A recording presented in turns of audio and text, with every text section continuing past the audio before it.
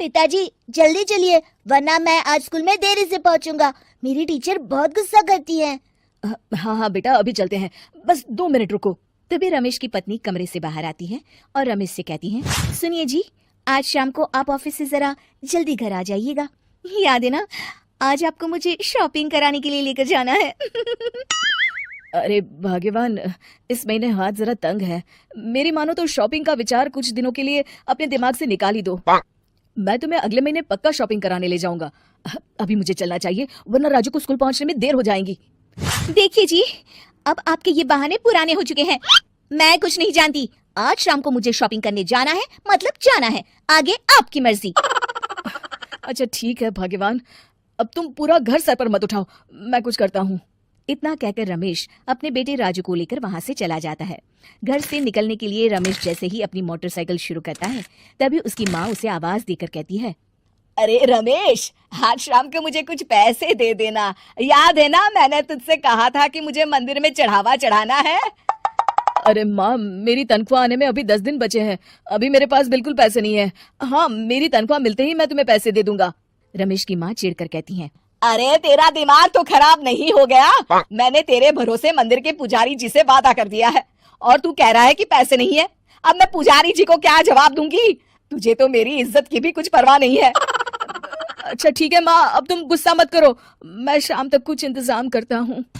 इतना कहकर रमेश वहां से चला जाता है। फिर दोपहर को जब रमेश अपने दफ्तर में बैठा होता है, तब उसे अपनी पत्नी और माँ की बातें याद आती हैं। रमेश अपने दफ्तर के एक साथी मोहन से कुछ रुपए उधार मांगता है। अरे भाई मोहन, मेरा एक छोटा सा काम कर दो, मुझे कुछ रुपयों की सख्त जरूरत है। मुझे कुछ दिनों के लिए क्या तुम रुपए उधार दे सकते हो? अरे रमेश भाई, मैं तुम्हें पैसे उधार तो दे सकता हूँ, लेकिन मुझे वक्त पर पैसे लौटा देना।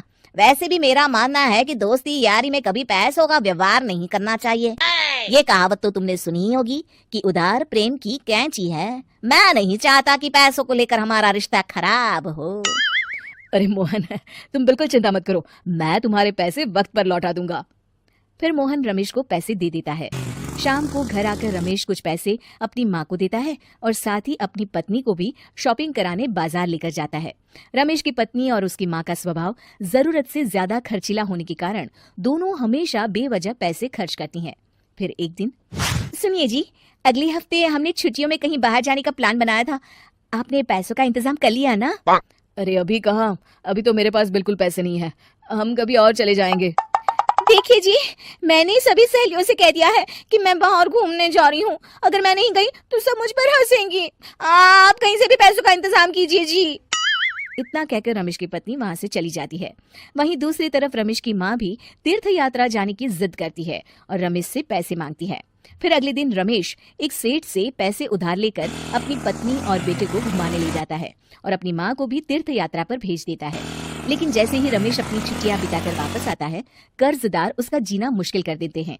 इतना ज्यादा कर्ज एक साथ अपने ऊपर देख रमेश काफी परेशान रहने लगता है। फिर एक दिन राजू की स्कूल की फीस वक्त पर न भर पाने के कारण रमेश को स्कूल में बुलाया जाता है। स्कूल के प्रिंसिपल साहब रमेश को सख्त हिदायत देते हैं कि अगर वक्त पर स्कूल की फीस नहीं भरी गई तो उनके बेटे का नाम स्कूल से काट दिया जाएगा। अपने बेटे की स्कूल की फीस भरने के लिए रमेश अपने दोस्त गिरधारी से कुछ पैसे उधार ले लेता है और स्कूल की फीस भर देता है।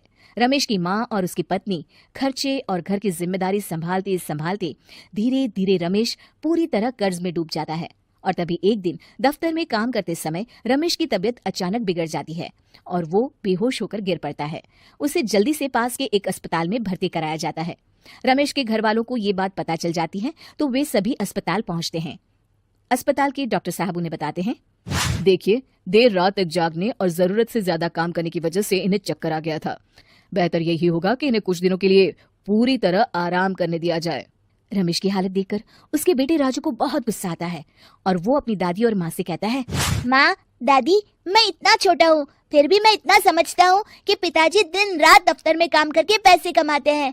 पिताजी अकेला पूरा घर संभालते हैं और आप दोनों अपने फिजूल के खर्चों के लिए उन पर दबाव डालते रहते हैं। आज पिताजी की हालत के जिम्मेदार तो आप दोनों हैं। राजू की समझदारी भरी बातें सुनकर रमेश की माँ और पत्नी को अपनी गलती का एहसास होता है और दोनों की आंखों में आंसू आ जाते हैं। फिर कुछ दिनों के बाद रमेश की तबीयत एकदम अच्छी हो जाती है और वो पहले की तरह अपने काम पर जाने लगता है। रमेश की माँ और पत्नी अब उसे किसी प्रकार की कोई तकलीफ नहीं देते और ना ही उससे किसी चीज की मांग करते हैं। फिर देखते ही देखते रमेश अपने कर्ज के सारे पैसे चुका देता है। उसकी जिंदगी पहले की तरह अच्छी हो जाती है और वो अपने परिवार के साथ खुशी खुशी रहने लगता है। शिक्षा, हमारे रिश्ते एक तराजू की तरह होते हैं जिसकी दोनों ओर जिम्मेदारी और समझदारी का वजन बराबर होना चाहिए।